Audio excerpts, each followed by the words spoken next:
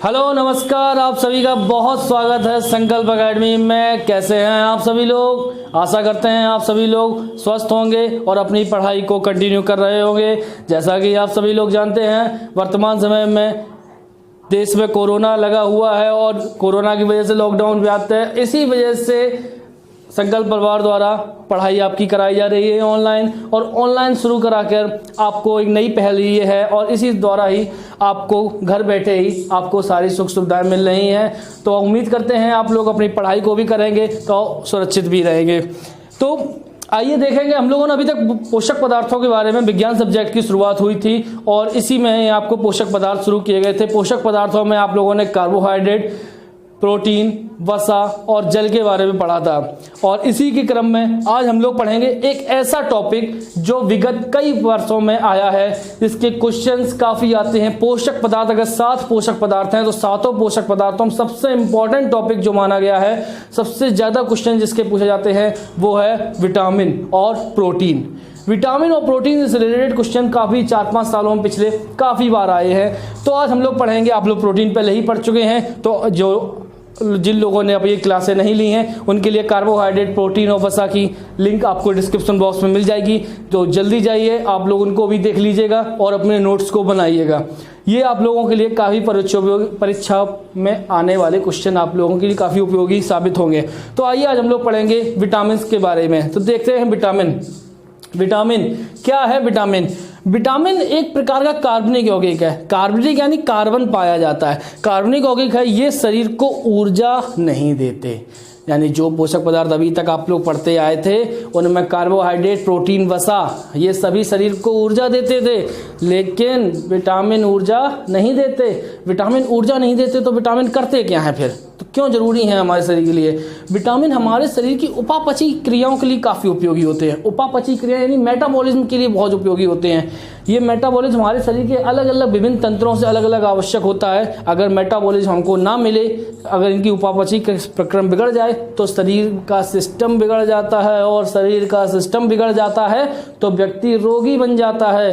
यानी कुल मिला के विटामिन अगर नहीं मिलते हैं तो व्यक्ति को रोगी बना देते हैं। इसी वजह से विटामिन को हमारे शरीर का रक्षात्मक पदार्थ कहा गया है। ये हमारे शरीर की रक्षा करते हैं। विटामिन कोई बहुत ज़्यादा आवश्यकता नहीं होती, हमें सूक्ष्म मात्रा की आवश्यकता थोड़ी बहुत मिलती रहे हमें इनकी विटामिन की आवश्यकता, तो ये सूक्ष्म मात्रा की आवश्यकता होती है। जैसे आप लोगों ने पढ़ा था पोषक पदार्थों में गुरु पोषक और लघु पोषक। तो गुरु पोषक जिनकी काफ़ी आवश्यकता होती है और लघु पोषक जिनकी कम आवश्यकता होती है। गुरु पोषक में कार्बोहाइड्रेट, प्रोटीन, वसा पढ़े थे, और लघु पोषक में आपने विटामिन और खनिज लवण पढ़ेंगे हम लोग। तो लघु पोषक में विटामिन की हम लघु पोषक नहीं कि कम आवश्यकता है, लेकिन इतनी भी कम नहीं कि बिल्कुल हम लोग ले ही ना। अगर नहीं लेंगे तो व्यक्ति रोगी हो जाएगा। इनमें विटामिन में रासायनिक प्रतिक्रियाओं के नियम के लिए अत्यंत आवश्यक है, इसीलिए इन्हें वृद्धि तत्व या रक्षात्मक पदार्थ भी कहते हैं। आता है क्वेश्चन, तो विटामिन क्या है कि विटामिन हमारे शरीर में एंजाइमों के साथ में कार्य करते हैं। या तो ये खुद सह एंजाइम होते हैं, को एंजाइम होते हैं, और एंजाइमों के साथ भी क्रिया करती हैं। यानी कुल मिला के ये हमारे शरीर के हर पदार्थ, हर विभिन्न अंगों की मदद करते रहते हैं किसी न किसी तरीके से। इसीलिए इनको पर डे भोजन में लेना आवश्यक होता है। इनको अगर पर डे भोजन में नहीं लेंगे तो व्यक्ति के शरीर में विभिन्न प्रकार के रोग होते चले जाते हैं। तो होता क्या है कि विटामिन की पहले हम लोग समझेंगे विटामिन की खोज क्या हुई। विटामिन की खोज 1912 इसमें ब्रिटिश वैज्ञानिक हॉपकिंस ने की थी। इनके सहयोगी भी थे काश्मीर फंक, उन्होंने भी साथ में दिया था। इसके लिए इन्हें 1929 में नोबेल पुरस्कार दिया गया था। अब इन्हें कोई सपना नहीं आया था कि विटामिन सीधे इन्होंने डायरेक्ट जाके खोज कर दी। इससे पहले भी कई लोग हुए जिन्होंने देखा कि अलग अलग पोषक पदार्थ हैं। सर्वप्रथम वैज्ञानिक जो थे वो थे एनआई लूनेन। इन्होंने 1867 ईस्वी में इन्होंने देखा था कि हमारे भोज्य पदार्थों में, हमारे पदार्थों में, भोजन में कुछ ऐसे अज्ञात ध्यान सुनिएगा, अज्ञात पदार्थ होते हैं ऐसे जो हमारे शरीर के लिए आवश्यक होते हैं, जिनकी सूक्ष्म मात्रा है। इन्होंने नाम नहीं बताया था विटामिन, इन्हें पता ही नहीं था विटामिन के बारे में। उन्होंने सिर्फ इतना बोल दिया अज्ञात पदार्थ होते हैं। इसके बाद इन्हीं का ही समर्थन किया था 1897 में वैज्ञानिक थे आइजक मैन। ये आइजक मैन व्यक्ति थे, वैज्ञानिक थे। इन्होंने ही बताया इस बारे में कि इन्होंने इनके मत का समर्थन किया। इन्होंने ही इस बारे में बताया कि हमारे शरीर में पदार्थ ऐसे भोज्य पदार्थों के साथ में आवश्यक होते हैं जो व्यक्ति के शरीर में सूक्ष्म जीवों से रक्षा करते हैं। तो हुआ क्या था कि एक्चुअली उस समय 1897 ईस्वी के समय इंडोनेशिया में काफ़ी लोग बीमार हुए थे।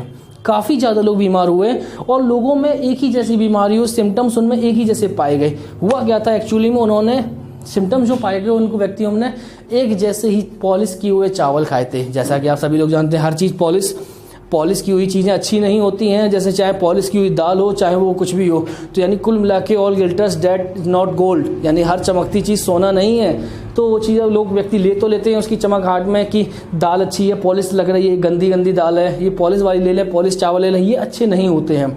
ये शरीर के लिए ऐसे होते हैं ताकि ये चीज़ें नुकसान पहुंचाते शरीर में। तो पॉलिश की हुई चावल उन लोगों ने सेवन किया और पॉलिश की हुई चावलों का सेवन करने के बाद उन लोगों को बेरी रोग हो गया। बेरी का नाम उस समय नहीं था कि बेरी हो गया।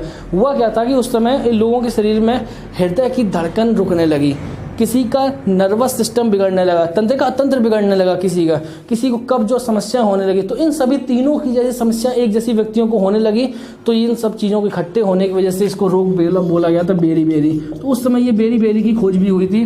तो उस समय ये देखा गया था विटामिन के बारे में खोज, फिर बाद में पूरी तरीके से प्रस्तुत एक विटामिन के मत प्रस्तुत किया वो थे ब्रिटिश वैज्ञानिक हॉपकिंस ने ही बताया कि विटामिन होते हैं, विटामिन हमारे भोज्य पदार्थों में आवश्यक है जो हमारी मदद करते हैं, हमारे शरीर की रक्षा करती है। हॉपकिंस ने ही बताया। इसके लिए विटामिन शब्द का जो नामकरण किया है, देखिए विटामिन शब्द का नामकरण जो किया वो फंक ने किया है। यहाँ खोज है और यहाँ नामकरण है। काफ़ी बार क्वेश्चन आते हैं, अगर आपको पेपर में ऑप्शन में हॉपकिंस नहीं मिलते हैं तो आप लोग लगाएंगे फंक, क्योंकि फंक ने ही आविष्कार किया है विटामिन का, और खोज जो की है वो अंतर है वो हॉपकिंस ने की है। तो हम लोग इसी में अब विटामिन के बारे में जानेंगे, विटामिन के प्रकार के बारे में जानेंगे कि विटामिन कितने प्रकार के हैं, क्या कार्य होते हैं, उनकी क्या क्रियाएं होती हैं, उनके क्या रासायनिक नाम है। ये हम लोग देखते हैं उसके विटामिन के बारे में। विटामिन के बारे में घुलनशीलता, क्योंकि विटामिन हर चीज सॉल्युबल है, तो विटामिन सॉल्युबल के आधार पर विटामिन को दो भागों में बांटा गया है। एक होते हैं वसा में घुलनशील, एक होते हैं हमारे जल में घुलनशील। वसा में घुलनशील और जल में घुलनशील होता क्या है, विटामिन हमारे शरीर पर डे भोजन के लिए इसलिए आवश्यक होते हैं क्योंकि इनका पर डे मूत्र के साथ उत्सर्जन होता रहता है। ये हमारे शरीर में मूत्र के साथ जरिए बाहर निकल जाते हैं, इसलिए इनको पर डे अगर नहीं लेंगे तो व्यक्ति के शरीर में इनकी कमी हो जाएगी और व्यक्ति रोगी भी हो जाएगा। इसलिए इनकी आवश्यकता पर डे होती है। स्पेशली जो जल में घुलनशील होती है, जल में घुलनशील क्योंकि मूत्र में 95% मात्रा ये जो होती है, 90% मात्रा जो होती है जल की ही होती है, वो इसी वजह से ही होती है, वो जल के साथ ही इनका बहे चले जाते हैं, वो इसी वजह से ही होता है। इसलिए मूत्र जो जल में घुलनशील पदार्थ है, विटामिन है, इनकी आवश्यकता हमें पर डे जरूर आवश्यकता होती है। जबकि वसा में घुलनशील पदार्थ ये वसी ऊतकों में बने रहते हैं, इनकी इतनी आवश्यकता नहीं इनको, लेकिन लेना इनको भी आवश्यक होता है। तो कुल मिला के घुलनशीलता के आधार पर ये दो पदार्थ बांटे गए, दो प्रकार के किए गए, एक जल में घुलनशील, एक वसा में घुलनशील। वसा में घुलनशील 4 विटामिन है। अब तक टोटल जो ज्ञात विटामिन है उनमें टोटल विटामिनों में ज्ञात विटामिन 20 से 25 विटामिन है, जिसमें से हम लोग पढ़ेंगे 13 विटामिन। जो 13 प्रमुख विटामिन होती है, 13 हमें भोज्य पदार्थों से मिलती रहती हैं और 13 प्रमुख विटामिन ही के बारे में पेपर्स में पूछा भी जाता है। तो इन्हीं 13 के बारे में हम लोग पढ़ेंगे। वसा में घुलनशील ADEK विटामिन ADEK, बीच में गायब कौन कौन से हैं, A और B और C, तो बी सी गायब है, तो विटामिन बी और सी यहाँ पे होती है, वो जल में घुलनशील होती हैं। तो आप लोगों को अगर याद करना हो तो कैसे याद करेंगे, तो जैसे आप लोगों ने हमारे शरीर में रक्त कणिकाओं के बारे में सुना होगा, आरबीसी, डब्ल्यूबीसी और प्लेटलेट्स, तो वैसे ही डब्ल्यूबीसी जो होती है, तो डब्ल्यूबीसी को आप लोग ले लीजिए। तो डब्ल्यूबीसी, तो यहाँ पे डब्ल्यू का मतलब होता है, यहाँ डब्ल्यू का मतलब होता है वाटर, और बी यानी विटामिन बी और विटामिन सी, तो वाटर में जो सॉल्युबल है विटामिन बी और सी, तो डब्ल्यूबीसी से याद हो जाएगा आपको, विटामिन बी और सी ये वाटर में सॉल्युबल है। ठीक है। अब वसा में घुलनशील हम लोगों के अंदर पढ़ाई का कीड़ा है, तो कीड़ा के आधार पर हम लोग कीड़ा को कैसे लिखेंगे, KEDA, तो KED यानी कीड़ा हमारे अंदर, या फिर हम लोग इसको एडेक भी बोलते हैं, तो भी वही एक चीज है। विटामिन के हो गया, vitamin E, vitamin D, vitamin A, तो ये 4 विटामिन हो गई हमारी वसा में घुलनशील। अब इन्हीं के ही खोजकर्ताओं के बारे में देखते हैं। तो विटामिन ए का जो खोज करते हैं वही विटामिन बी के भी खोज करता है। विटामिन ए के खोजकर्ता मैकुलन है, विटामिन बी के भी खोजकर्ता मैकुलन है। विटामिन सी के खोजकर्ता है होलकट, विटामिन डी के खोजकर्ता है हॉपकिंस, विटामिन ई के खोजकर्ता है इवांस, विटामिन के खोज करता है डेमोट डेजी। तो ये है विटामिन के वर्गीकरण। चार्ट में अगर आप लोग देख रहे होगे तो विटामिन बी के कई सारे कॉम्प्लेक्स हैं, विटामिन वर्तमान समय में बी के कई सारे कॉम्प्लेक्स आ चुके हैं। इन्हीं में ही हम लोग प्रमुख कॉम्प्लेक्स पढ़ेंगे B1, B2, B3, B5, B6, B7, B9 और B12। इनके बारे में पढ़ेंगे। ये प्रमुख कॉम्प्लेक्स हैं विटामिन के, जिनके बारे में पेपर में पूछा जाता है। तो आइए देखते हैं अब विटामिन के बारे में, विटामिन के रासायनिक नाम के बारे में। यहाँ पे आप लोग एक फोटो देख पा रहे होंगे विटामिन के रासायनिक नामों के बारे में। तो ये सभी जो 13 विटामिन हैं उनके बारे में लिखा है। ए से शुरुआत करते हैं। विटामिन ए का रासायनिक नाम होता है रेटिनॉल। विटामिन B1 इसका रासायनिक नाम थायमीन। B2 riboflavin. साथ में नोट्स बनाते जाइएगा आप लोग इसके, अगर आप लोग नोट्स बना लेंगे तो जल्दी ही याद हो जाएगा आप लोगों के। B2 है राइबोफ्लेविन। B3 है निकोटिनामाइड। B5 पेंटोथेनिक अम्ल। B6 pyridoxine. B7 biotin. B9 folic acid. B12 cyanocobalamin. C vitamin C जो होती है उसका नाम है एस्कॉर्बिकम। Vitamin D calciferol. Vitamin E tocopherol. Vitamin K phylloquinone. फिलिक्विनोन बोले या नेफ्थाक्विनोन, कुछ भी लिख कर आए वो एक ही चीज़ है। तो कुल मिला के ये 13 विटामिन होती हैं जो विटामिनों के बारे में उनके रासायनिक नाम है। तो आप लोग चाहें तो इनको एक सीरीज में नोट कर सकते हैं, या फिर आप लोग इस ग्राफ के जरिए ऐसे भी बना के आप लोग इनको नोट कर सकते हैं। तो अब हम लोग पढ़ेंगे नेक्स्ट है विटामिन के रासायनिक नाम, उनकी कमी से उत्पन्न रोग, विटामिन से स्रोत, ये हम लोग देखेंगे। तो आइए हम लोग देखते हैं नेक्स्ट विटामिन के बारे में, विटामिन की क्या स्रोत हैं, क्या उनके रासायनिक नाम है। विटामिन स्रोत एवं उनकी कमी से उत्पन्न रोग। तो सबसे पहले विटामिन है विटामिन ए। विटामिन ए का रासायनिक नाम रेटिनॉल। इसकी कमी से उत्पन्न रोग क्या होता है? विटामिन की कमी से उत्पन्न रोग है रतौंधी। रतौंधी बहुत सुना होगा आप लोगों ने नाम रतौंधी। क्या है रतौंधी? रतौंधी विटामिन ए एक्चुअली हमारे शरीर में आंखों की रोशनी के लिए बहुत ज़्यादा आवश्यक होता है। ये हमको मिलता रहे तो पर्याप्त मात्रा में व्यक्ति कार्य करता रहता है, तो आंखों के लिए बहुत आवश्यक होता है। तो जब यही नहीं होगा तो आंखों की रोशनी डिम होने लगेगी और एक समय आ जाता है कि व्यक्ति अंधा भी हो जाता है। तो ऐसी स्थिति में रतौंधी रोग हो जाता है। रतौंधी रोग होता क्या है? रतौंधी को बोलते हैं हम लोग रात में अंधा, यानी कि नाइट ब्लाइंडनेस हो जाती है व्यक्ति को। ये इसी वजह से हो जाती है क्योंकि उसकी जैसे जैसे रात होती चली जाती है व्यक्ति के शरीर में आंखें कमजोर होने लगती हैं। संक्रमण विटामिन ए, सबसे ज़्यादा क्वेश्चन यह पूछा जाता है कि कौन सा विटामिन हमारे शरीर में सूक्ष्म जीवों के आक्रमण से हमारी रक्षा करता है, वो है विटामिन ए। विटामिन ए संक्रमण से रक्षा करता है। अगर ये नहीं होगा तो हमारे शरीर रोगी हो जाता है, संक्रमण का खतरा फैल जाता है, हमारे शरीर में हो जाता है। जीरोप्थेल्मिया, ये जीरोप्थेल्मिया वृद्धावस्था में लोगों के साथ आंखें जो कमजोर हो जाती हैं वो भी यही जीरोप्थेल्मिया के साथ में भी होता है। विटामिन ए का सबसे अच्छा स्रोत है वो है गाजर। अगर गाजर ऑप्शन में नहीं दिया गया है तो आम। अब आम ये मत समझिएगा कि आम खट्टा है तो उसमें हम विटामिन सी लगा दें। होता है विटामिन सी, लेकिन उसमें पर्याप्त मात्रा में, प्रचुर मात्रा में जो सबसे ज़्यादा पाया जाता है वो है विटामिन ए। तो गाजर सबसे नंबर 1 पे, फिर आम। आम भी ऑप्शन में नहीं हुआ तो आपको पपीता मिलेगा। जंतुओं में देखेंगे तो मछली का तेल, ये विटामिन का सबसे अच्छा स्रोत है। और दूध, जो भी स्रोत है इन स्रोतों में दूध, अंडा, मांस, मछली, ये तो संतुलित आहार है। तो इनमें सभी चीज़ें पाई जाती हैं, ये सभी चीज़ों में आपको मिलेंगे। नेक्स्ट है विटामिन सी। विटामिन सी क्या है? ये हमारे शरीर में दांतों में, हड्डियों में और विटामिन हमारे पेशियों में, इनके संकुचन में बहुत आवश्यक होता है।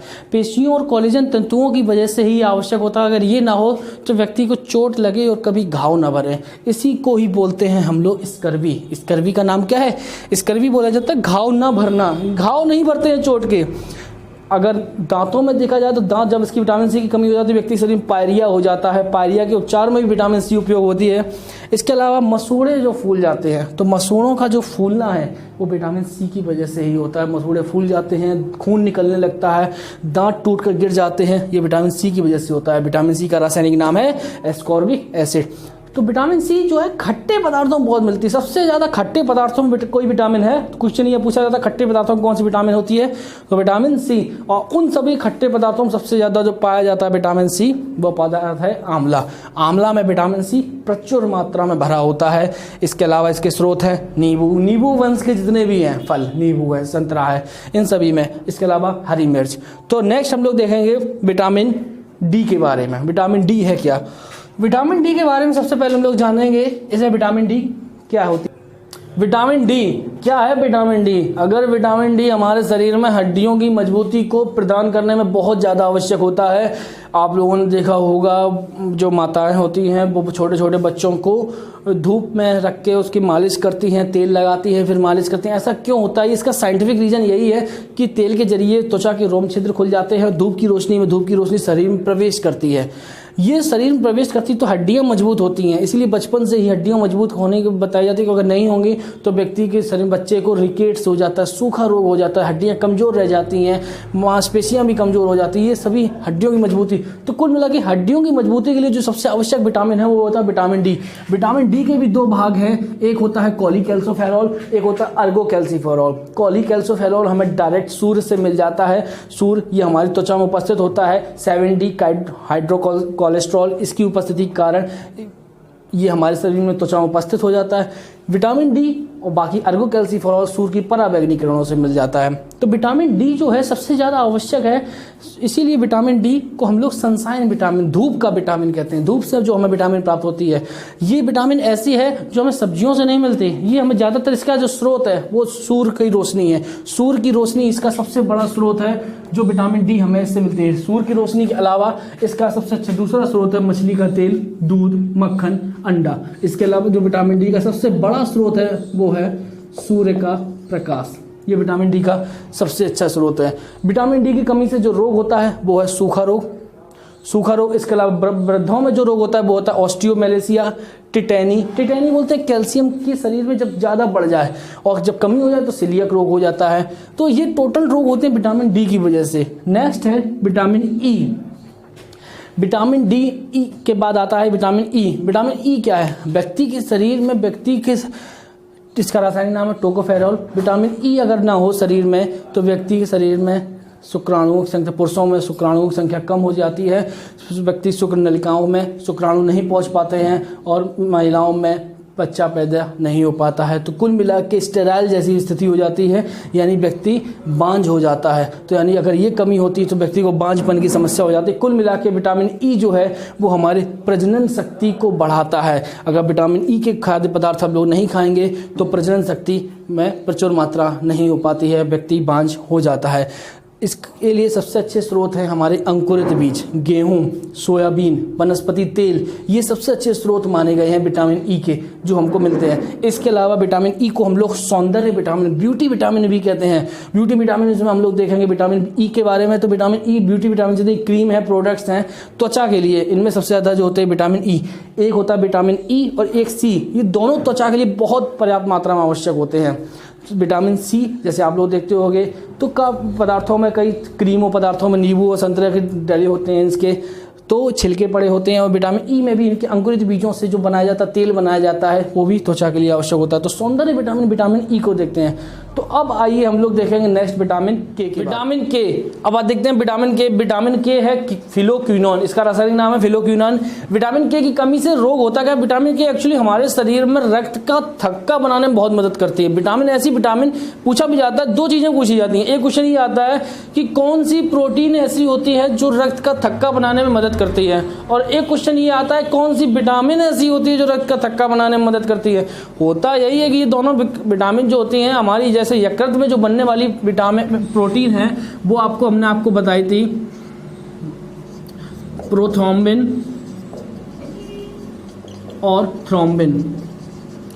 ये क्या है? ये सभी यकृत में बनने वाली ऐसी प्रोटीन होती हैं। और जो सबसे मेन प्रोटीन होती है और वो होती है फाइब्रिनोजिन।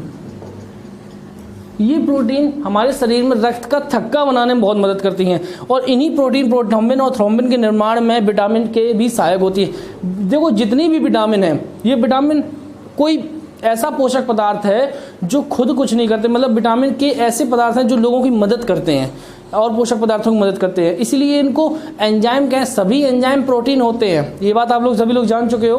तो विटामिन के है, विटामिन सह एंजाइम कह सकते हैं इनको हम लोग, को एंजाइम। ये सहायता करने में बहुत यूज होते हैं, तो को एंजाइम भी कहे जाते हैं। तो यहाँ पे विटामिन के का यूज होता है रक्त का थक्का ना बना। जब विटामिन के रक्त का थक्का नहीं बनता तो ऐसे व्यक्तियों को बहुत दिक्कत हो जाती है, क्योंकि उनके शरीर में विटामिन के की कमी होने से रक्त का थक्का नहीं बनेगा, उनको चोट लग जाएगी। यदि वो लोग हॉस्पिटल भी जाते हैं तो हॉस्पिटल जाने पर उनका ऑपरेशन होने में भी बहुत दिक्कत होती है। डॉक्टर लोग खुद परेशान हो जाते हैं कि कहीं अगर ऑपरेशन कर दिया तो जैसे आप लोगों ने एक रोग का नाम सुना होगा हीमोफीलिया। तो हीमोफीलियम क्या होता है, उस व्यक्ति के शरीर में अगर व्यक्ति को चोट लग जाए तो व्यक्ति का ब्लड बहता ही रहता है कंटिन्यू। तो ऐसी स्थिति में व्यक्ति की जब रक्त का थक्का नहीं बनेगा, हीमोफीलिया में भी रक्त का थक्का नहीं बनता है, तो रक्त का थक्का नहीं बनेगा तो डॉक्टर लोग परेशान हो जाते हैं कहीं ऑपरेशन हो गया तो ऑपरेशन में ये दिक्कत ना हो जाए। अब विटामिन के हमको मिले कैसे, किन स्रोतों के माध्यम से? तो विटामिन के जितनी पत्तेदार सब्जियां होती हैं उनमें विटामिन की पर्याप्त मात्रा में होता है, जैसे पत्ता गोभी, ब्रोकली, सरसों की भाजी जिसे बोले, तो किशमिश, बादाम, अंजीर, अंडा, मांस, मछली, दूध, ये तो सभी लोग आप लोग जानते होंगे। तो ये विटामिन के हैं। तो हम लोगों ने पढ़ा अभी A, vitamin C, vitamin D, vitamin E, vitamin K. अब हम लोग देखेंगे विटामिन बी के बारे में, विटामिन बी के कॉम्प्लेक्सों के बारे में। सर्वप्रथम विटामिन बी के बारे में आपको बता दें, विटामिन बी पहले सिर्फ विटामिन बी ढूंढी गई थी। विटामिन बी के खोजकर्ता भी मैकुलन है जो विटामिन ए के खोजकर्ता है। विटामिन बी ढूंढी गई, विटामिन बी के 12 कॉम्प्लेक्स निकले जिसमें बाद में और भी विटामिन के कॉम्प्लेक्स आए हैं। अब बहुत सारे कॉम्प्लेक्स हो चुके हैं वर्तमान समय में। तो सर्वप्रथम पहला कॉम्प्लेक्स देखा गया विटामिन B1। B1 की हमारे शरीर में ये विटामिन B1 अगर ना हो तो व्यक्ति के शरीर में हृदय संकुचन की समस्या हो जाए। हृदय संकुचन के साथ साथ हमारे शरीर का, पूरी शरीर का जो सेंट्रल नर्वस सिस्टम होता है, केंद्रीय तंत्रिका तंत्र होता है, ये केंद्रीय तंत्रिका तंत्र हमारे शरीर में निर्भर करता है हमारे शरीर के मेटाबॉलिज्म पर। और मेटाबॉलिज्म पर ये जो निर्भर करता है शरीर, और मेटाबॉलिज्म हमारे शरीर को ऊर्जा अगर दे रहा है तो ऊर्जा कार्बोहाइड्रेट्स मिलेगी और कार्बोहाइड्रेट मेटाबॉलिज्म पर निर्भर करेगा। और ऐसी स्थिति में B1 मदद करता है। और अगर केंद्रीय तंत्रिका तंत्र में अगर B1 की मात्रा नहीं पहुंचती है तो व्यक्ति का शरीर में तंत्रिका तंत्र गड़बड़ा जाता है और व्यक्ति को लकवा की समस्या भी हो सकती है, पैरालिसिस भी हो सकता है। इसके साथ साथ हृदय की धड़कन रुकने का भी खतरा बढ़ जाता है। और अगर ये चीज़ें दोनों नहीं होती हैं तो नॉर्मल व्यक्ति को कब्ज और अपच, जिसमें पाचन नहीं हो पाता, ये तो कुल मिला के इन तीनों का समागम को हम लोग बेरी कहते हैं। पेशियों का सिकुड़ना, कार्य बिगड़ना, अपच, कब्ज की समस्या होना, बेरी।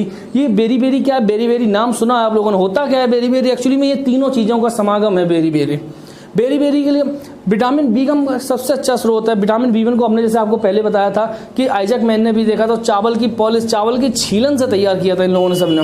तो ये अनाजों में मिलता है, अनाजों में पाई जाने वाली प्रोटीन। क्वेश्चन एक कई बार आ चुका है कि अनाज के छिलके से हमें कौन सी प्रोटीन प्राप्त होती है, तो वो होती है हमारी विटामिन B1। विटामिन B1 अनाज से मिलती है हमें। इसके फलियां, सोयाबीन, मेवा और अंडा, दूध, मछली, ये सभी पदार्थ हैं जो इसमें विटामिन B1 में हमें मिल जाते हैं। नेक्स्ट है विटामिन B2। तो हम लोग देखते हैं विटामिन B2। विटामिन B2 एक गहरे पीले रंग का द्रव होता है। ये विटामिन B2 राइबोफ्लेविन कही जाती है। इसको हम लोग विटामिन G भी बोलते हैं। कई बार क्वेश्चन आता है विटामिन G किसका उपनाम है, तो विटामिन G बोलते हैं विटामिन B2 को। नहीं तो ये आप लोग समझो कि दूसरा विटामिन है कोई। विटामिन B2 की वजह से अगर व्यक्ति, विटामिन B2 मुख्य रूप से हमारे शरीर में त्वचा के लिए संबंधित होती है, त्वचा के लिए उत्पन्न होती है। और त्वचा अगर स्मृति ना हो तो व्यक्ति, अगर विटामिन B2 की मात्रा व्यक्ति को शरीर में नहीं मिल पाती है तो व्यक्ति मंद बुद्धि हो जाता है, याददाश्त कमजोर हो जाती है।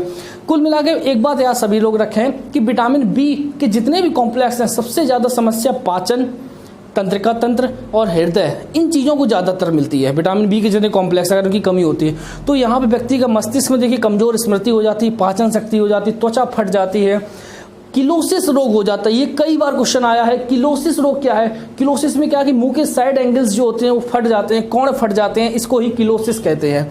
तो इसके लिए विटामिन B2 के जो पदार्थ हैं वो हमें ईस्ट से मिलती है, पनीर, दूध, हरी पत्ती, अंडा, मांस, मछली, वही स्रोत हैं सभी के नॉर्मल। नेक्स्ट है विटामिन B3। विटामिन B3 को हम लोग बोलते हैं निकोटिनामाइड या नियासिन। इसकी कमी से पेलाग्रा रोग, बहुत सुना है आप लोगों ने पेलाग्रा रोग। क्या होता है पेलाग्रा रोग? होता क्या है, इसमें हमारी त्वचा जलने लगती है, झुर्रियाँ सी पड़ जाती हैं, त्वचा में उपटन सी आ जाती है। ये त्वचा को, इसीलिए पेलाग्रा को हम लोग चर्मदाह रोग भी कहते हैं। याद रखिएगा, पेलाग्रा को चर्मदाह, चर्म यानी कि डर्मेटोलॉजी से संबंधित होता है, ये चर्म से संबंधित होता है, तो ये पेलाग्रा रोग होता है। उसके अलावा पाचन शक्ति कमजोर होना, कमजोर मंद बुद्धि, ये सभी चीज़ें इसमें संबंधित होती हैं विटामिन B3 से। विटामिन B3 का स्रोत जितनी फलियां हैं, जैसे मटर है, मेवा है, इसके अलावा जंतुओं में मांस, मछली, दूध, अंडा, ये सभी चीज़ें हमें प्राप्त होती रहती हैं। नेक्स्ट है विटामिन B5। विटामिन B5 क्या है? फाइव को बोलते हैं पेंटो, तो पेंटोथेनिक एसिड। पेंटोथेनिक एसिड, इसकी वजह से एक क्वेश्चन आया था कि निम्नलिखित में से किस विटामिन की कमी से बाल सफ़ेद हो जाते हैं। तो बाल सफ़ेद होने की सबसे बड़ी बीमारी जो है विटामिन B5 है। आप लोगों ने टीवी न्यूज़ में भी देखते होंगे, चैनल्स में ऐड जो आते हैं उनमें भी जो डाई की दिखाए जाते हैं, डाई कलर्स के बारे में बताया जाता है कि बालों को कलर करने में, उनमें विटामिन B5 की ही दिखाया जाता है। B5 की सबसे ज़्यादा समस्या होती है जब बाल सफ़ेद हो जाते हैं समय से पहले व्यक्ति के शरीर में। अगर व्यक्ति को 20 साल का, आपने व्यक्ति देखो 20-22 साल का, उसके शरीर में बाल सफ़ेद होने लगे तो उसके शरीर में विटामिन B5 की बहुत कमी हो जाती है। मंदबुद्धि, जनन शक्ति कम होना, तो अब इसके स्रोत देखते हैं तो मूंगफली है, अंडा है, गन्ना है, मांस है। तो नेक्स्ट इसी में हम लोग देखेंगे विटामिन B6 के बारे में। विटामिन B6 के बारे में हम लोग देखते हैं क्या है विटामिन B6। विटामिन B6 होते ही है, इसका नाम होता है रासायनिक नाम पायरिडॉक्सिन। विटामिन B6 हमारे शरीर में रक्त से बहुत संबंध रखता है। विटामिन B6 की अगर व्यक्ति के शरीर में कमी हो जाती है तो व्यक्ति के शरीर में पेशियों संकुचन की वजह से रक्त में RBC भी डाउन होने लगती है। तो ऐसे व्यक्ति के शरीर में रक्त की बहुत कमी होने लगती है, हीमोग्लोबिन लेवल बहुत डाउन चला जाता है। ऐसी जगह में व्यक्ति को पथरी, पेशी संकुचन, ऐंठन, दर्द, मतली की समस्या, जी घबराना, ये एनीमिया रोग भी हो जाता है। एनीमिया यानी रक्त की छीड़ता, रक्त अल्पता जैसे बोलते हैं, रक्त की अल्पता हो जाती है व्यक्ति के शरीर में। और इनके स्रोत वही हम लोग जो देखे हम लोगों ने, दूध, अनाज, मांस, मछली, यकृत, मछली का यकृत जो होता है, यीस्ट, ये सभी चीज़ों में जो प्राप्त होते हैं वो है हमारे विटामिन B6। नेक्स्ट है विटामिन B7। B7 का रासायनिक नाम होता है बायोटिन और इसी को ही बोलते हैं विटामिन H। कोई अलग से विटामिन नहीं है, ना ही G होती है अलग से कोई विटामिन, ना ही H होती है, विटामिन H है विटामिन B7। विटामिन B7 हमारे शरीर में कुल मिला के पेशियों और हड्डियों से संबंधित रखती है। इसकी कमी होने पर व्यक्ति के शरीर में लकवा की भी समस्या होती है, जैसे विटामिन B1 में होता है वो इसमें होता है। होता क्या है, विटामिन B6 है, B7 है ये, और B1 है, B2 है, ज़्यादातर विटामिन है, इन सभी का संश्लेषण जो होता है हमारे शरीर में आंतों में होता रहता है।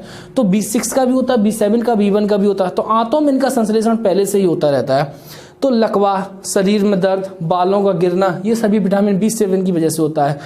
चॉकलेट, सब्जी, गेहूं, अंडा, फल, मांस, मछली, ये सभी जिसमें विटामिन B7 पाया जाता है। नेक्स्ट है विटामिन B9। B9 क्या है, विटामिन B9 हमारा बोला जाता है फॉलिक एसिड। फॉलिक एसिड ये हमारे RNA, DNA इनके संश्लेषण में भी सहायक होता है। एक B9 हुआ और एक B12 हुआ, दोनों के दोनों हमारे RNA और DNA के संश्लेषण में आवश्यक होते हैं। ये विटामिन की कमी से भी रक्त क्षीणता होती है और ये जीन्स में समस्या उत्पन्न करते हैं। व्यक्ति की बुद्धि कुंठित हो जाती है, बहुत कम हो जाती है व्यक्ति की IQ लेवल। ये मिलती किससे, हमें आयरन जिसमें मिलेगा तो व्यक्ति के शरीर में खून बढ़ता जाएगा, और खून नहीं बढ़ेगा तो रक्त क्षीणता हो जाएगी। तो आयरन हमारे शरीर में खून बढ़ाने के लिए सबसे अच्छा स्रोत है, अगर शाकाहारी हैं तो हरी पत्तियों और सब्जी, उसमें भी सबसे अच्छा स्रोत है पालक। पालक अगर व्यक्ति को मिलती रहती काफ़ी पर्याप्त मात्रा में, सोयाबीन प्रोटीन भी मिलेगी और सोयाबीन में विटामिन B9 भी होगा। तो ये चीज़ें व्यक्ति के शरीर में, फलियाँ, मटर, ईस्ट, ये सभी चीज़, खमीर जो होती है, ये सभी विटामिन B9 के अच्छे स्रोत हैं। नेक्स्ट है विटामिन B12। B12 का सबसे अच्छा स्रोत, इसका रासायनिक नाम है साइनोकोबालामीन। इसकी कमी से रोग होता है, तंत्रिका तंत्र में कमी आ जाती है, कैंसर के पेशेंट में भी ये चीज़ दी जाती है, और रक्त क्षीणता, ब्लड में कमी हो जाती है, RNA, DNA के संश्लेषण में ये विटामिन आवश्यक होती है। न्यूक्लिक अम्ल, कुल मिला के हम लोग क्या है कि न्यूक्लिक अम्लों के संश्लेषण में जो आवश्यक विटामिन है विटामिन B12। अगर B12 ऑप्शन में नहीं है तो B9 होगा। ये भी, इसकी कमी से रक्त क्षीणता हो जाती है, तंत्रिका तंत्र में गड़बड़ी आ जाती है, और इससे प्राप्त होने वाले स्रोत हैं मांस, मछली, दूध, अंडा, यकृत, पनीर, यही सब इसके स्रोत हैं। तो अब हम लोग जानेंगे ऐसे पॉइंट्स विटामिन। अब आपने पढ़ लिया vitamin A, D, E, K के बारे में, विटामिन B, विटामिन C, इन सभी कॉम्प्लेक्स आपने पढ़ लिए। अब हम लोग ऐसे क्वेश्चंस पढ़ेंगे जो पिछले कई वर्षों में आए हैं और काफ़ी इंपॉर्टेंट रखते हैं। तो आइए हम लोग देखते हैं नेक्स्ट वो टॉपिक्स जिसमें विटामिन से संबंधित हैं, इनसे प्रमुख तथ्य। विटामिन से संबंधित ऐसे प्रमुख तथ्य ये कई बार पूछे जाते हैं, जिनमें मैंने येलो किया है वो येलो पॉइंट्स ऐसे हैं जो इंपॉर्टेंट पॉइंट्स हैं, और ये पेपरों में घुमा के पूछे जाते हैं। जैसे आपसे बोल दिया गया निम्नलिखित में से किसे संक्रमण रोधी विटामिन है, या फिर ऐसे आ गया कि कौन सा विटामिन हमारी संक्रमण से रक्षा करता है, तो A, B, C, D कौन सा विटामिन बताइए। तो ऐसे ऑप्शन आपको पूछा जाएगा तो आंसर होगा विटामिन A को संक्रमण रोधी विटामिन कहा जाता है। नेक्स्ट है अनाज की छिलके में, ये भी क्वेश्चन आया है, अनाज के छिलके में हमें कौन सा विटामिन होता है। तो सबसे अच्छा एग्जांपल हमने आपको बताया था चावल से, याद रखना, पॉलिश की हुई चावलों से बनाई गई थी विटामिन B1। तो B1 जो है वो विटामिन हमारे अनाज के छिलकों में मिलती है। तो चावल अनाज के धोने से कौन सा विटामिन नष्ट हो जाता है? Vitamin B1। ऐसे भी घुमा के पूछा जा सकता है। नेक्स्ट है मानव शरीर में इन्फेक्शन रोकने के लिए, तो इन्फेक्शन लिख के आए या संक्रमण लिख के आए, कुछ भी लिख के आए, तो आंसर हमारा सीधा सा है भैया, आंसर ए, विटामिन ए मदद करता है। और हमारे शरीर में ये भी पूछा जाए कि हमारे शरीर को प्रतिरक्षा कौन सा प्रदान करता है विटामिन, तो प्रतिरक्षा प्रदान करने में भी आवश्यक है विटामिन ए। विटामिन ए हमारी बहुत मदद करता है जीवों से, सूक्ष्म जीवों से संक्रमण से रक्षा करने के लिए। नेक्स्ट है विटामिन ए हमें मिलता कैसे है? पादपों में ये विटामिन जो होता है, विटामिन ए, जैसे विटामिन ए का सबसे अच्छा स्रोत है वो होता है गाजर। गाजर का नारंगी रंग जो होता है वो होता है कैरोटीन की वजह से, और गाजर एक पादप में आता है, तो पादपों में ये मिल जाता है कैरोटीन से। और जंतुओं में इसका संश्लेषण जो होता है, जंतुओं में ये मिलता रहता है यकृत में। तो कुल मिला के आपसे पूछा जाए विटामिन ए जंतुओं में कहाँ पाया जाता है, वो पाया जाता है यकृत में। पादपों में कहाँ मिलता जाता है, वो मिलता है उनकी कैरोटीन प्रोटीन में, विटामिन कैरोटीन में मिलता है, जिसकी कैरोटीन की वजह से पत्ती जब तक हरी है तो उसमें क्लोरोफिल की वजह से वो हरी होती है, और जब वो पत्ती हरी से पीली होने लगती है तो उसमें कैरोटीन उपस्थित होने लगता है। नेक्स्ट है कैरोटीन एक वर्णक है, रंजक है एक। नेक्स्ट है, ये भी इंपॉर्टेंट क्वेश्चन है, यहाँ पे सिर्फ मैंने चावल लिखा था, लेकिन यहाँ पे हम लिख रहे हैं गोल्डन चावल। आप लोगों ने ब्राउन राइस देखे होंगे, गोल्डन सुनहरे चावल देखे होंगे। उन सुनहरे चावलों में कौन सा सबसे अच्छा विटामिन होता है? सुनहरे चावल ही काफ़ी उपयोगी होते हैं, इनमें विटामिन ए पाया जाता है। विटामिन ए इसकी मात्रा काफ़ी होती है, काफ़ी महंगे चावल भी होते हैं। नेक्स्ट है, एक क्वेश्चन ऐसा ही देख लिया कि निम्न में से एक विटामिन ए का प्रचुरतम स्रोत कौन सा है? सेब, पपीता, अमरूद, आम। गैस करिए आप लोग, बताइए। सेब, पपीता, अमरूद, आम, कौन सा इसमें है? अब आपने ऊपर तो पढ़ लिया कि सर्वोत्तम स्रोत गाजर है, तो गाजर के अलावा इसमें गाजर तो इसमें कहीं दिख नहीं रहा है, कौन सा ऑप्शन हो जाएगा सेब, पपीता, अमरूद, आम में? तो आंसर होगा आपका आम। कौन सा आंसर होगा आपका? आम। आम विटामिन ए का सबसे अच्छा स्रोत है। आम भी अगर ऑप्शन में नहीं हुआ तो आपको विटामिन ए के सबसे अच्छे स्रोत में मिलेगा आपको पपीता। नेक्स्ट हम लोग देखेंगे, नेक्स्ट पॉइंट देखते हैं। आइए देखते हैं विटामिन के बारे में। आंख की स्वस्थता के लिए, आंख के लिए सबसे ज्यादा जो उपयोगी है, आंखों की रोशनी के लिए जो सबसे ज्यादा उपयोगी है वो विटामिन ए ही होता है। नेक्स्ट है विटामिन सी। विटामिन सी के बारे में आपको बताया, विटामिन सी हमारे शरीर में पेशियों और कोलेजन तंतुओं के बीच में रक्षा करता है, इसी की वजह से कभी घाव नहीं बढ़ते हैं। विटामिन सी की कमी से कभी घाव नहीं बढ़ते। अगर विटामिन सी शरीर में कमी हो जाती है, ये आपको बताया था कोलेजन तंतुओं और पेशियों की वजह से होता है, उनमें उपस्थित पदार्थों के माध्यम से। नेक्स्ट है पायरिया रोग के उपचार में। तो आपको इतना तो पता चली गया, विटामिन सी जो होता है हमारे दांतों के लिए भी आवश्यक है, हड्डियों के लिए भी आवश्यक है। तो विटामिन सी खट्टे पदार्थों में मिलता है। विटामिन सी एक व्यक्ति को ना मिले तो दांत टूट के गिरने लगते हैं, मसूड़े फूल के गिरने लगते हैं। तो कुल मिला के मसूड़ों से संबंधित, दांतों से संबंधित कोई विटामिन है तो आप लोग याद रखिए विटामिन सी। तो विटामिन सी जो है पायरिया रोग के उपचार में विटामिन सी का प्रयोग किया जाता है। पायरिया रोग होता है प्रोटोजोआ के कारण होता है। नेक्स्ट है जो होता है एंटमीबा जिंजीबैलिस के कारण, वो हम लोग आगे पढ़ेंगे उसको। नेक्स्ट है त्वचा को स्वस्थ रखने में, त्वचा के लिए, त्वचा को जवान रखने में सबसे ज्यादा आवश्यक जो है वो त्वचा के लिए सबसे ज्यादा आवश्यक होता है विटामिन सी। आप लोगों ने देखा हो, कई टीवी एड्स में देखते होंगे, कई दिखाया जाता है कि इस फेस वॉश में, इस क्रीम में नींबू है, इस क्रीम में पपीता है, इस क्रीम में ये है। तो ये सभी चीजें विटामिन सी के अच्छे स्रोत है। जितने खट्टे पदार्थ, आंवला है, तो ये त्वचा के लिए सबसे ज्यादा जो उपयोगी होता है वो होता है हमारा विटामिन सी। नेक्स्ट है विटामिन ई को हम लोग सौंदर्य विटामिन कहा जाता है। जितनी भी ब्यूटी विटामिन हैं, ब्यूटी विटामिन जो हम लोग बोलते हैं विटामिन ई को बोलते हैं। विटामिन ई को इसके अलावा प्रजनन विटामिन भी कहते हैं। अगर ये पर्याप्त मात्रा में है तो व्यक्ति के शरीर में प्रजनन की मात्रा अच्छी होती है। बांझपन रोधी विटामिन भी कहते हैं इसको। अगर ये व्यक्ति के शरीर में कम हो जाती है, व्यक्ति बांझ हो जाता है, स्त्री बांझ हो जाती है, तो बांझपन रोधी विटामिन कहते हैं। ये रोकता है उस चीज़ को अगर विटामिन ई हमको मिलती रहे। नेक्स्ट है प्रातः काल में धूप में बैठने से हमारे शरीर में कौन सी विटामिन होती है, आपको पहले बता चुके हैं, विटामिन डी। विटामिन डी हमारी हड्डियों की मजबूती देता है। इसके अलावा किस क्वेश्चन आता है कि निम्नलिखित में से कौन सा विटामिन ऐसा है जो हमें सब्जियों से प्राप्त नहीं है ज़्यादा? तो सब्जियों से ज़्यादातर प्राप्त जो नहीं होता है वो है विटामिन हमारा डी। सब्जियों से प्राप्त नहीं होता ज़्यादा। ये हमें ज़्यादा से ज़्यादा मछली के यकृत के तेल से मिल सकता है, दूध से मिल सकता है, अंडे से मिल सकता है। तो ये इनमें विटामिन डी का बहुत अच्छे स्रोत है। नेक्स्ट है मछलियों की यकृत तेल में और सबसे प्रचुर मात्रा में कौन सा विटामिन होते हैं, तो नंबर 1 पे है विटामिन डी और फिर है विटामिन ए। ये होते हैं विटामिन डी और विटामिन ए, ऑप्शन पे डिपेंड करेगा। आइए नेक्स्ट हम लोग देखेंगे इसी में आगे नेक्स्ट स्लाइड के बारे में देखेंगे। नेक्स्ट सनसाइन विटामिन किसे कहते हैं, सनसाइन विटामिन बोला जाता है विटामिन डी को। ये आपको पता ही है, धूप में बैठने वाला जो विटामिन मिलती है वो होती है हमारी sunshine vitamin, vitamin D. Next है कौन सा विटामिन गर्म करने पर नष्ट हो जाता है, ऑप्शन बताइए, vitamin A, vitamin B, vitamin C, vitamin D. कौन सा विटामिन है, ए बी सी डी, कौन सा विटामिन जो है गर्म करने पर नष्ट हो जाता है, ये है विटामिन सी। विटामिन सी जो होता है वो हमारा गर्म करने पर नष्ट हो जाता है। इसका आंसर याद रखिएगा सभी लोग, इसका आंसर है विटामिन सी। नेक्स्ट है विटामिन सी का सर्वोत्तम स्रोत, ये अभी आप लोग पढ़ ही चुके हो। विटामिन सी का सर्वोत्तम स्रोत क्या है, आंवला। विटामिन डी का सर्वोत्तम स्रोत है जो हमें सबसे अच्छा मिलता है वो है सूर्य का प्रकाश। विटामिन ई का सबसे अच्छा स्रोत है अंकुरित बीज, गेहूं, ये सभी में इनका तेल जो मिलता है ये विटामिन ई।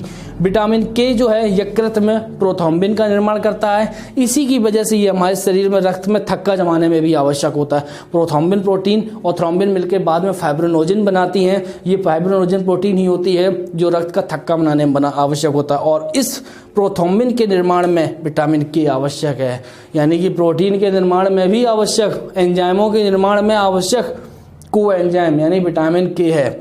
नेक्स्ट है विटामिन के को हम लोग रक्त स्राव रोधी, स्राव मान होता है बहना, तो रक्त को बहने से रोकने के लिए पदार्थ जो होता है विटामिन के होता है। नेक्स्ट है मनुष्य की आंत में उपस्थित बैक्टीरिया किन किन विटामिनों में पाए जाते हैं, तो हमारे शरीर में अगर आंत में देखा जाएगा तो आंत में विटामिन के पाया जाता है, vitamin B1, B6, B7, B12, ये सभी विटामिन जो है हमारी आंतों में पाए जाते हैं। इसके अलावा कुल मिला के विटामिन बी के कॉम्प्लेक्स याद रखिए, ज़्यादातर विटामिन बी के कॉम्प्लेक्स हमारी आंतों में मौजूद होते हैं। विटामिन के हमारी आंत के कोलन में भी पाया जाता है। विटामिन के और विटामिन बी के कॉम्प्लेक्स ज़्यादातर मिलते हैं। अब अगर पूरी बॉडी में पूछा जाता है तो हम लोग नेक्स्ट स्लाइड पे हम लोग देखेंगे, तो विटामिन पूरी बॉडी में हम लोग कौन कौन से विटामिन मिलते हैं, वो होते हैं हमारे विटामिन डी, विटामिन बी के कॉम्प्लेक्स और विटामिन के, ये हमारे शरीर में पहले से मौजूद होते हैं, लेकिन इनकी कमी होने पर हमको इनको पर डे भोजन में लेना भी आवश्यक होता है। विटामिन B12 इसमें होता है कोबाल्ट तत्व, कोबाल्ट तत्व पाया जाता है। यही कोबाल्ट तत्व विटामिन की इसकी मदद करता है ताकि व्यक्ति को एनीमिया रोग ना हो, रक्त की कमी ना हो। एंटी कैंसर विटामिन किसे कहते हैं, ये क्वेश्चन आता है। एंटी कैंसर विटामिन, अगर ऑप्शन में B12 आपको नहीं मिल रहा है तो आप लोग, इसका आंसर है ये नई विटामिन है, आप लोग देख लीजिए, आपने नहीं पढ़ा होगा। विटामिन इसको बोला जाता है विटामिन B17 यानी B17 को बोला जाता है एंटी कैंसर विटामिन। ये आज के ज़माने में वर्तमान समय में काफ़ी उपयोगी होती है, इसका प्रयोग किया जा रहा है। इसके अनाज के स्रोत इसमें सबसे ज़्यादा आवश्यक है। शरीर में कैल्शियम और फास्फोरस के अवशोषण एवं उपयोग में कौन सी आवश्यक विटामिन होती है, वो होती है हमारी विटामिन डी। विटामिन डी हमने आपको बताया, शरीर में विटामिन डी हड्डियों की मजबूती में आवश्यक है, और इन हड्डियों की मजबूती में हड्डियों में जो आवश्यक पदार्थ होते हैं वो होते हैं कैल्शियम और फास्फोरस।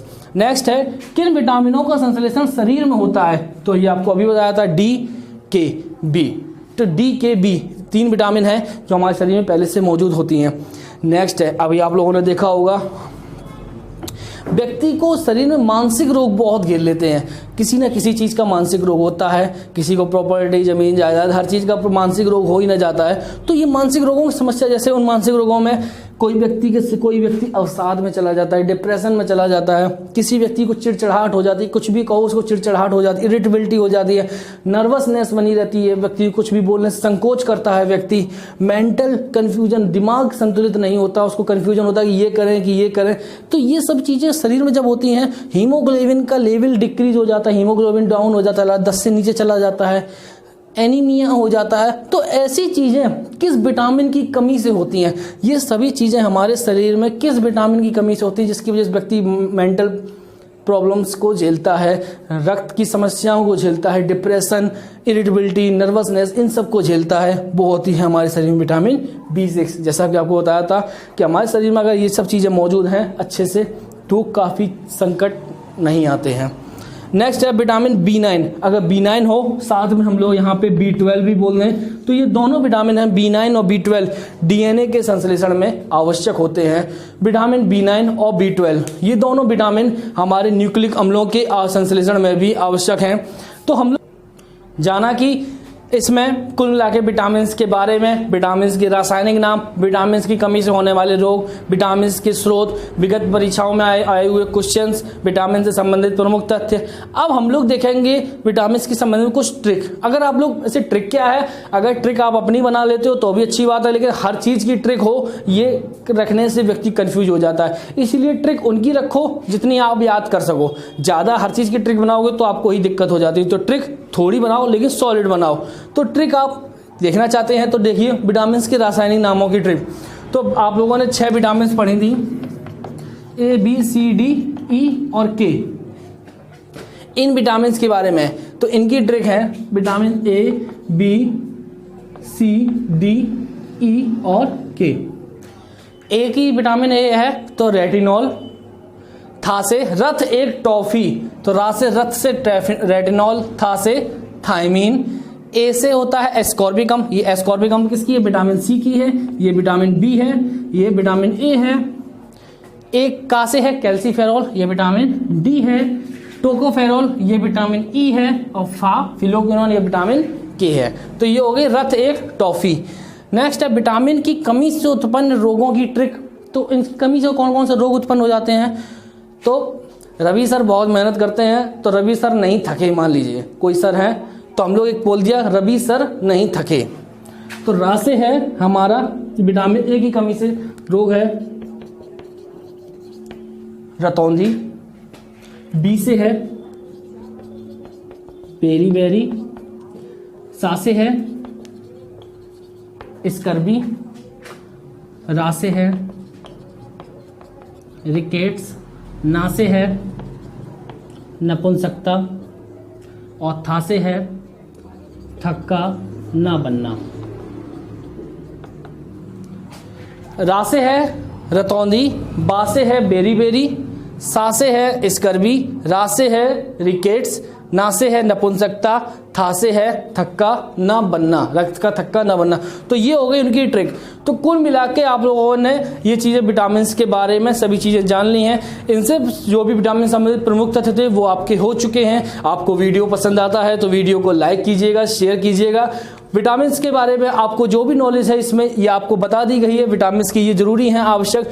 अगर आप लोग इनको अपनी कंटिन्यू बना के रखते हैं, इनके नोट्स बनाते हैं तो आपको आने वाली परीक्षाओं में काफ़ी उपयोगी होगा। जैसा कि आप लोग सभी लोग जानते हैं वर्तमान समय में लॉकडाउन लगा हुआ है, तो लॉकडाउन लगे होने की वजह से आयोग अभी परीक्षाएं अपनी रोके हुए है। लेकिन जहां ये लॉकडाउन हटा, जुलाई के बाद, अगस्त के बाद वैकेंसीज की हर आयोग भरा हुआ बैठा है। वैकेंसी से इतनी वैकेंसी खाली हैं तो भरमार होगी वैकेंसी की। रेलवे की और लेखपाल की जो पेंडिंग पड़ी है, लेखपाल की आएगी। यूपी सबऑर्डिनेट्स में जितने भी आयोग हैं उनकी वैकेंसी कराएंगे, वीडियो की कराएंगे, यूपीएसआई की। तो काफ़ी परीक्षाएं आने वाली हैं। तो उन सभी परीक्षाओं की पहले ही तैयारी करते चलें। और हमारे संकल्प परिवार की यही टैगलाइन है कि वक्त से पहले की गई तैयारी वक्त पे ही काम आती है। तो अगर आप वो चीज़ आप वक्त से पहले ही करोगे तो आपके वक्त पे वो चीज़ जरूर काम आएगी और आपको ही फायदा देके जाएगी। तब तक के लिए धन्यवाद। जय हिंद।